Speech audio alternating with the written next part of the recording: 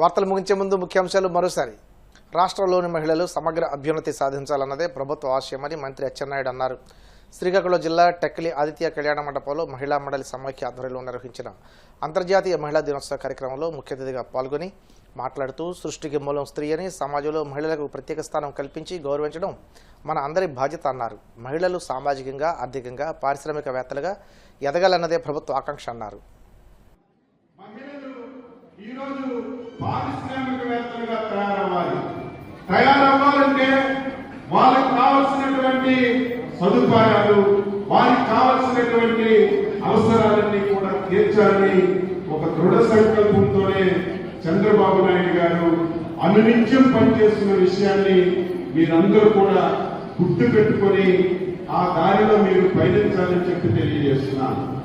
ఈరోజు చంద్రబాబు నాయుడు గారు ఆ రోజు ఈ రోజు ఈ రాష్ట్రంలో ఏ కార్యక్రమం చేసినా సరే మహిళల పేరు మీద చేస్తున్న విషయాన్ని మనందరం గుర్తుపెట్టుకోవాలి. ఈ మధ్య కాలంలో మీ అందరి అభిమానంతో, మీ అందరి ఆశీర్వాదంతో ఈ రాష్ట్రంలో ఎన్డీఏ ప్రభుత్వం వచ్చింది. ఎన్డీఏ ప్రభుత్వం వచ్చిన తర్వాత ఎన్నికల్లో హామీలు ఇచ్చాం. హామీలన్నీ ఎంత తొందరగా మనం నెరవేర్చగలమా, హామీలన్నీ పూర్తి చేయగలమని భయంతో పాలన ప్రారంభించాం. కానీ సమర్థవంతమైన నాయకుడు చంద్రబాబు నాయుడు గారు కేంద్రంలో మోడీ గారు సహాయం చేసి అనేకమైనటువంటి హామీలు నెరవేర్చిన విషయాన్ని మీరందరూ గుర్తు పెట్టుకోవాలని చెప్పి తెలియజేస్తున్నారు. ఇప్పుడే మా అలివేలు మనమ్మ గారు చెప్పారు, స్త్రీశక్తి పథకం కింద ఉచిత బస్సు సౌకర్యం పెట్టాం. సూపర్ డూపర్ హిట్ అయింది. నేను ఇన్ని కార్యక్రమాలు చూశాను కానీ స్త్రీశక్తి పథకం అంత హిట్ ఏ పథకం కాలేదు. అయితే అందులో ఇంకా కొన్ని సమస్యలు ఉన్నాయి. దానికి మీరు కూడా బాధ్యత వహించాలి. మీరు కూడా ఖచ్చితమైన సమాచారం ఇవ్వాలి.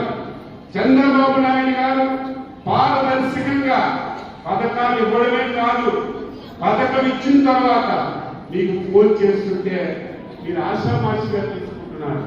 ఏదో ఫోన్ వస్తుంది కదా, ఏదో ఒకటి నొక్కమంటున్నారు, రెండు నొక్కమంటున్నారని మీరు ఏదో చూడకుండా నొక్కితే గ్రౌండ్ లో జరుగుతున్న రియాలిటీస్ ప్రభుత్వానికి తెలియకపోతే జరిగినటువంటి తప్పులు సరిచేసుకోలేం. మీకు ఫోన్ చేస్తున్నాం, పెన్షన్ అందితే అందిందా లేదా, ఇచ్చిన వాడు సరిగా ఇచ్చాడా లేదా, మీ ఇంటి దగ్గరికి ఇచ్చాడా లేదా, ఏమైనా డబ్బులు తీసుకుంటున్నారా మీకు అడిగితే ఒక నిమిషం వినండి.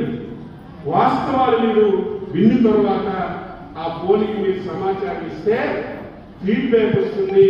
ఏమైనా తప్పులు ఉంటే సరి చేసుకోవడానికి అవకాశం ఉంటుంది. బస్సు కూడా స్త్రీశక్తి పథకం కింద మీకు ఫోన్లు వస్తున్నాయి, మీరు బస్సులు ఎక్కుతున్నారు. కండక్టర్, డ్రైవర్ సరిగా చూస్తున్నారా లేదా, ఎవరైనా ఇబ్బంది పెడుతున్నారా, బస్ స్టాండ్ లో టాయిలెట్ ఉన్నాయా లేదా, ఉంటే గంటకి కడుగుతున్నారా లేదా, పరిశుభ్రంగా ఉందా లేదని మీకే ఫోన్ చేసి అడిగితే మీరు సరిగా సమాధానం చెప్పకపోతే, ఫీడ్బ్యాక్ రాకపోతే దాన్ని సరి చేసుకునే అవకాశం ఉండదు. ఈరోజు ముఖ్యమంత్రి గారు రియల్ టైం గవర్నెన్స్ కింద ప్రతి సోమవారం 3 గంటల సేపు కూర్చొని పథకాలు అమలు జరిగిన తీరు, మీ నుంచి వస్తున్న ఫీడ్బ్యాక్ తెలుసుకొని పనిచేస్తున్నారు. దీన్ని మీరు సక్రమంగా ఉపయోగించుకోవాలని ఈ సందర్భంగా. కులానికి, మతానికి అతీతంగా అభివృద్ధి ధ్యేయంగా జనసేన పార్టీ పనిచేస్తుందని ప్రభుత్వ విప్ ఎమ్మెల్యే బొలిశెట్టి శ్రీనివాస్ అన్నారు. పశ్చిమ గోదావరి జిల్లా తాడేపల్లిగూడ శివాలయ వీధిలో కొమ్మునాని ఆధ్వర్యంలో వైసీపీ నుండి 150 మంది దళిత నాయకులు, కార్యకర్తలు జనసేన పార్టీలో చేరారు. అదేవిధంగా ఎమ్మెల్యే క్యాంప్ కార్యాలయంలో కొండ్రపూలు గ్రామానికి చెందిన వైసీపీ కార్యకర్తలు 25 మంది జనసేన పార్టీలో చేరారు. ఎమ్మెల్యే వారిని సాధారణంగా పార్టీలోకి ఆహ్వానించి మాట్లాడుతూ జనసేన సిద్ధాంతాలకు అనుగుణంగా అభివృద్ధి విషయంలో అందరితో కలిసి పనిచేయాలని కార్యకర్తలకు సూచించారు. పరిపాలనలో ఏం జరిగింది, ఈ 5 సంవత్సరాల పరిపాలన ఎందుకు చేయాలంటే బీజేపీతో కలిసి ఉన్నారు వాళ్ళంటే అవసరం వాళ్ళదే, అవసరం మందే. బీజేపీని అడగాలి, సెంట్రల్ వాళ్ళు ఉన్నారు, కలిసి ఉన్నారంటే కలవకపోతే పాడైపోయింది ప్రజలు. ఆ మాత్రం కూడా తెలుసుకోకుండా చాలామంది బీజేపీతో కలిసి ఉన్నారు కాబట్టి మన ఓటే లేదు, మన క్రైస్తవులు ఏంటి, హిందువులు ఏంటి, ముస్లింలు ఏంటి, ఎవరైనా ఒకటే. ఇక్కడ ఈ దేవుడే ఉంది, ఆ దేవుడు ఏం చేయడు, ఆ దేవుడే ఉంది, ఈ దేవుడు ఏం చేయడు. అలా అయితే అందరూ ఎప్పుడో మారిపోదురు. నేను ఇక్కడి నుంచి వస్తే ప్రధానమంత్రి అయిపోతానంటే నేను మారిపోయి నేను క్రైస్తవుడిగా మారిపోతాను రెడీగా ఉన్నాను. ఎవరన్నా ఛాలెంజ్ చేసి చెప్తున్నాం. నిరుపేదలు ఇంకా నిరుపేదలంగా చేయకండి. ఇవన్నీ కూడా మనం కర్మ సిద్ధాంతం నడుస్తుంది. మనం మంచి చేస్తే మంచి కర్మలు వస్తాయి. సాటివాడికి సహాయం చేయండి, మంచి వస్తుంది.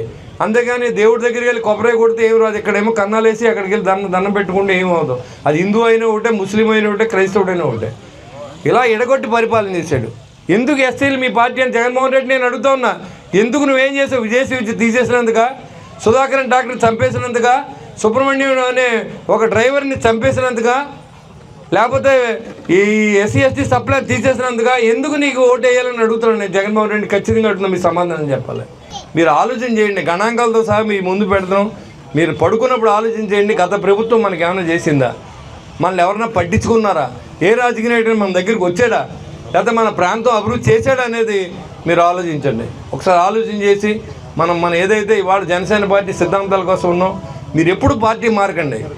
నేను ఒకసారి ఓడిపోయాను. తెలుగుదేశం పార్టీలో మున్సిపల్ చైర్మన్ అయిన తర్వాత పవన్ కళ్యాణ్ గారిని పిలిచి నాకు మ్యాండేట్ ఇచ్చినప్పుడు నేను చెప్పాను, సార్ నేను మారలేనని. కానీ ఆయన ఒకటే అన్నాడు, మనం ఈ రాష్ట్రం కోసం కలిసి పనిచేయాల్సిన అవసరం ఉంది. ఇవాళ గెలుపుకోవటం తర్వాత మీరందరూ నాకు సపోర్ట్ చేయండి, రాష్ట్రాన్ని నేను బాగు చేస్తానని మాట ఇచ్చాడు. నేను ఇలా నిలబడి ఉన్నాను. ఓడిపోయిన తర్వాత చాలా ఇబ్బందులు పడ్డాం, ఆర్థిక ఇబ్బందులు పడ్డాం, పోలీస్ కేసులు అనుభవించాం, అన్నీ పెట్టాం. కానీ ఈరోజు నేను ఏ వైసీపీ నాయకుడిని ఈ రోజు వరకు ఇబ్బంది పెట్టలేదు. మీరు కావాలంటే కనుక్కోండి. గడిచిన 2 సంవత్సరాలు కావస్తుంది, ఏ వైసీపీ నాయకుడిని పోలీస్ స్టేషన్కి ఎప్పుడు నేను తీసుకురాలేదు. కాబట్టి ఏంటంటే ఇదంతా కూడా గెలిచిన తర్వాత అందరినీ సమానంగా చూడవలసిన అవసరం ఉంది. అందరూ ప్రజలే, మనకు ఎవరు కష్టాల్లో ఉండాలని ఆదుకోవాల్సిన అవసరం ఉంది. అది నా సిద్ధాంతం. నేను డెవలప్మెంట్ కోసమే పాటుపడతాను. అంతేగాని నేను ఎవరిని ఇబ్బంది పెట్టాలి, మనం ఎన్నుకున్నది ఎందుకు? మీకు మంచి చేయాలనే ఉద్దేశంలో నన్ను ఎన్నుకున్నారు. మిమ్మల్ని ఇబ్బంది పెడతాను నన్ను ఎన్నుకోలేదు. ఖచ్చితంగా నా వంతు ఈ పని నేను ఖచ్చితంగా చేస్తాను. మీకు సోదరుడు అడిగాడు, 2 రేవులు కావాలని అడిగాడు. ఆ రేవులకి ఏ డిపార్ట్మెంట్లో డబ్బులు ఇవ్వట్లేదు. అయినా సరే ఎవరొకరు స్పాన్సర్ చూసి ఏదో ఒక రేవు కట్టించుకోవడానికి మనం ప్రయత్నం చేద్దాం. ఎందుకంటే అన్నీ ఒకసారి చేయలేకపోవచ్చు. నేను ఇవన్నీ కూడా ఆట మైదానాలకి డెవలప్ చేసుకోండి. కమ్యూనిటీ హాల్కి డబ్బులు, ఎస్సీ ఎస్టీ సప్లైలో డబ్బులు వస్తే ఖచ్చితంగా పెట్టి కమ్యూనిటీ హాల్ కూడా కట్టిస్తానని చెప్పి మీ అందరి దగ్గర తెలియజేసుకుంటూ, మరి రాబోయే రోజుల్లో మీరందరూ కూడా కలిసి మరి మన యొక్క ఐక్యతను చాటే విధంగా 13వ వార్డు ఎలక్షన్ జరగాలని నేను మనస్ఫూర్తిగా కోరుకుంటూ, మరి ఈరోజు మన కుటుంబంలో జాయిన్ అయినటువంటి మా అక్క చెల్లెలకి, అన్నదమ్ములందరూ కూడా స్వాగతం పలుకుతూ, అల్లూరి సీతారామరాజు జిల్లా డుంబ్రిగూడ మండలంలోని అరకు ప్రధాన రహదారిపై జరిగిన ద్విచక్ర వాహనాల ప్రమాదానికి సంబంధించిన సీసీటీవీ ఫుటేజ్ బయటకు వచ్చింది.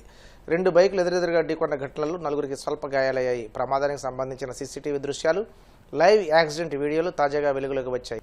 కలియుగ ప్రత్యక్ష దైవం తిరుమల శ్రీ వెంకటేశ్వర స్వామివారిని తెలంగాణ ఉప ముఖ్యమంత్రి భట్టి విక్రమార్క దర్శించుకున్నారు. వీఐపీ విరామ దర్శన సమయంలో స్వామివారి సేవలో పాల్గొని మొక్కులు చెల్లించుకున్నారు. దర్శనానంతరం వీరికి రంగనాయకుల మండపంలో వేద పండితులు వేదదర్శనం అందించగా ఆలయ అధికారులు స్వామివారి తీర్థప్రసాదాలు అందజేసి పొట్టు వస్త్రంతో సత్కరించారు. ఈ సందర్భంగా ఆయన మాట్లాడుతూ తన పెద్ద కుమారుని వివాహం అయిన తర్వాత స్వామివారి ఆశీస్సులు తీసుకోవడం కోసం తిరుమలకు వచ్చేసినట్లు పేర్కొన్నారు. ప్రపంచంతో పోటీ పడేలా తెలంగాణ బడ్జెట్ ఉంటుందన్న భట్టి కావలసిన వనరులు సమకూరేలా తెలంగాణ విజన్ 2047 డాక్యుమెంట్ సమగ్రాభివృద్ధి స్వామివారి సహకారాలు ఉండాలని ఆకాంక్షించారు. పరమ పవిత్రమైనటువంటి శ్రీ తిరుమల తిరుపతి వెంకటేశ్వర స్వామి వారి దర్శనార్థమై నేను కుటుంబ సభ్యులతో ఇక్కడ రావటం జరిగింది. ఆ పెద్ద కుమారుడు సూర్య విక్రమాదిత్య పెళ్ళి అయిన తర్వాత స్వామివారి ఆశీస్సులు తీసుకోవటం కోసం, అలాగే కొద్ది రోజుల్లోనే తెలంగాణ రాష్ట్ర ప్రభుత్వం తరఫు నుంచి శాసనసభలో బడ్జెట్ ప్రవేశపెట్టబోతా ఉన్నాం. బడ్జెట్ సంబంధించి కానీ తెలంగాణ రాష్ట్రానికి సంబంధించినంత వరకు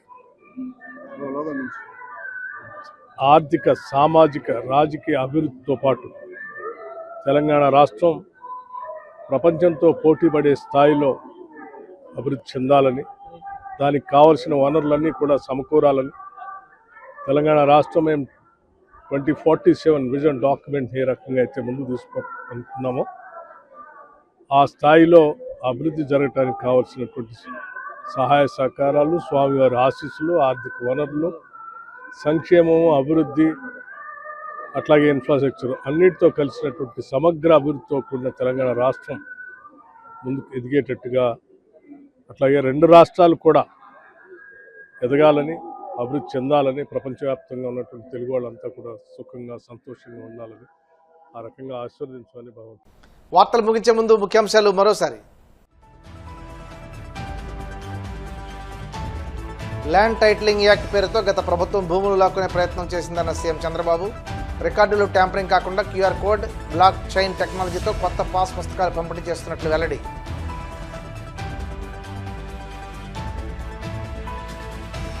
కూటమి పాలనలో అన్ని వ్యవస్థలు నిర్వీర్యం అయ్యాయన్న మాజీ మంత్రి సాకే శైల్యనాథ్. చంద్రబాబు 20 నెలల్లోనే అప్పులతో రాష్ట్రాన్ని దివాళా తీయించారని ధ్వజం.